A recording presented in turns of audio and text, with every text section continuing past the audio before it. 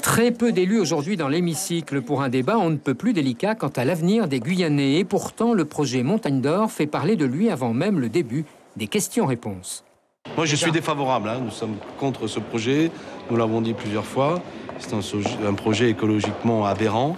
Et d'emblée, l'un des deux députés guyanais d'expliquer le danger environnemental d'un tel projet.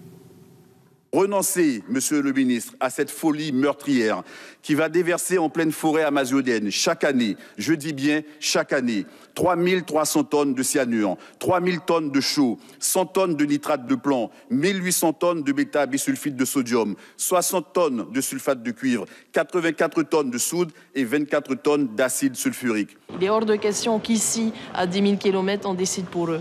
Voilà, donc nous, on veillera surtout à ce que le débat se fasse là-bas et que la décision, finalement, que ce soit une co-décision avec les Guyanais. Il n'y a pas du tout d'équilibre entre ce qui est présenté comme le seul gain socio-économique qui serait ces emplois au regard du désastre réel, environnemental que ça pose. Et dans une Guyane où le taux de chômage est de 24%, 50% chez les jeunes, les 750 emplois directs prévus par le groupe minier russo-canadien sont une aubaine pour d'autres élus. La Guyane, c'est quand même moins de 300 000 habitants, donc 750, c'est peut-être pas négligeable non plus. Mais c'est vrai que je me pose réellement la question de savoir si ce sont les Guyanais, en fait, qui vont véritablement en profiter.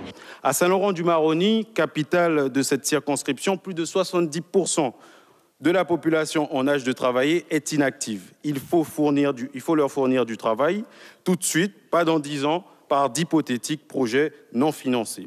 La compagnie devra déposer plusieurs demandes d'autorisation de travaux si elle voulait réaliser son projet, ce qu'elle a manifesté comme intention. Et à l'heure où je vous parle, ces procédures n'ont pas été engagées. Je n'ai reçu aucune demande d'autorisation ni aucune étude d'impact.